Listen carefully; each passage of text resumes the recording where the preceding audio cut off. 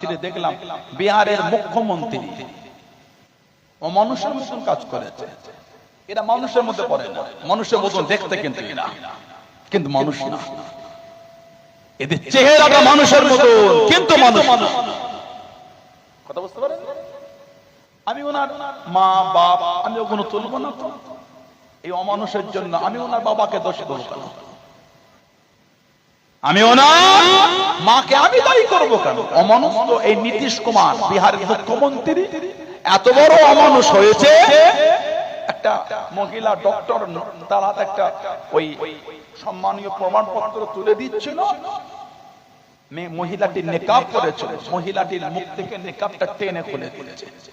নীতিশ কুমারের স্ত্রী যখন বাইরে বার হয়, ওনার মেয়ে যদি থাকে, যদি বাইরে বার হয়, বা ওনার বাড়ির মহিলারা যখন বাইরে বার হয়, যদি তাদের শরীর থেকে কেউ কাপড়টা খুলে দেয়, উলঙ্গ করে, কেমন লাগবে বলেন? কথা বলছেন না?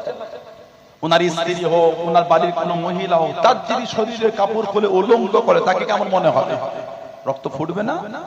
গা জ্বলবে না? তুমি মুখ্যমন্ত্রী, ক্ষমতার পরে প্রশাসন দিয়ে তাকে শাস্তি দেবে। আজকে তোমার শাস্তি কে দেবে? তুমি এই কর্মটা করে পৃথিবীর মানচিত্রে ইসলাম ধর্মকে তুমি অপমান করেছো, মানবতার অপমান করেছো, সংবিধানকে তুমি অপমান করেছো। কেন?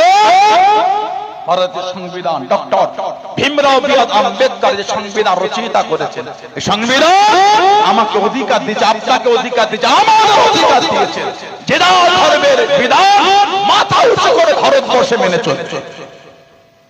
এটা ভারত কোন একটা ধর্মের ভারত নয়, এটা সমস্ত ধর্মের ভারত।